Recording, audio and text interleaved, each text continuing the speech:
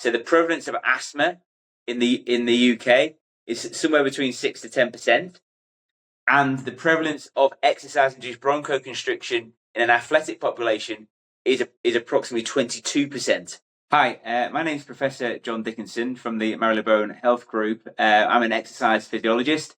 What I want to talk to you about today is exercise-induced bronchoconstriction.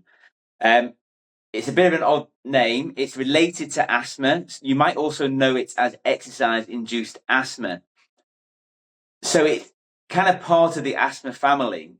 And what actually happens is it's related to kind of your airways and your airways constricting as a result of doing exercise.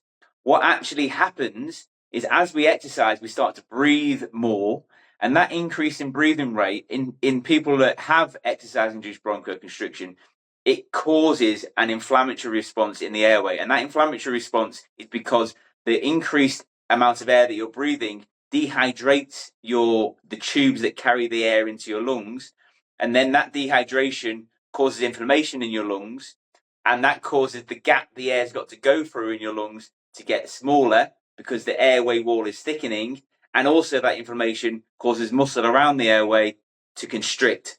So both of those two things, inflammation and muscle constriction, will basically limit how much air an individual can breathe out.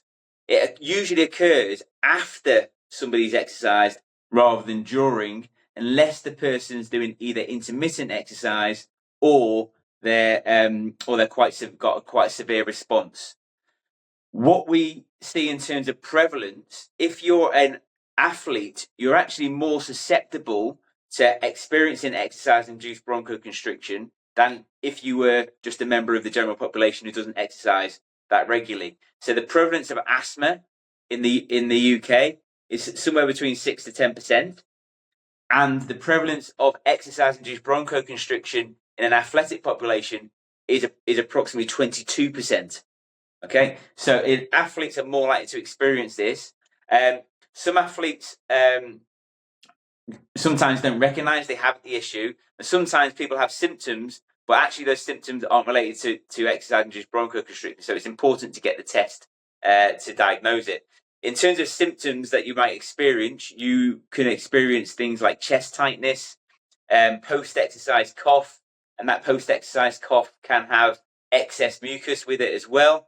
People sometimes experience kind of just a tight chest or difficulty in breathing. And also sometimes you might hear a wheeze when you breathe out.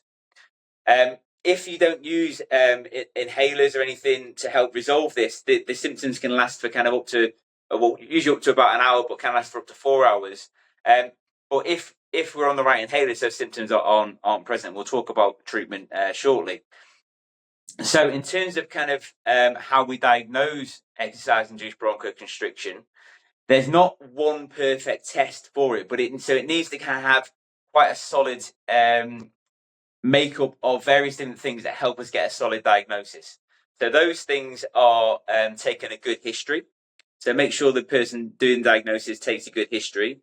The second thing is to do some baseline assessments of your lung function. So to check how well you can breathe air in and out of your lungs is really important, and how much of it comes out. And the second thing to check is markers of airway inflammation, because we talked about inflammation being a driver for this condition.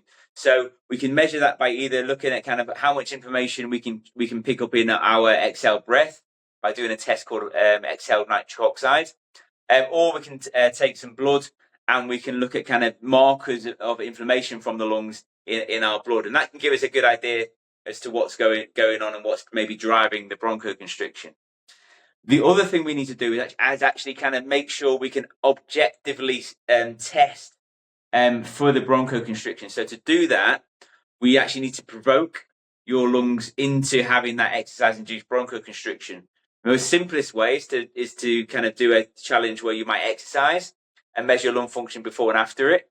But we can also do a test that's probably more sensitive and it doesn't rely on the person to exercise. And that test is called a eukapnic voluntary hyperpnea challenge, which effectively means what we do is we basically ask the person who's doing the test to breathe like they would do when they exercise, but without doing the exercise. And that test is really good, is really kind of helpful to get a diagnosis, because we ask the individuals to breathe around about 85% of their maximal breathing rate, and the air they breathe is quite cold and dry.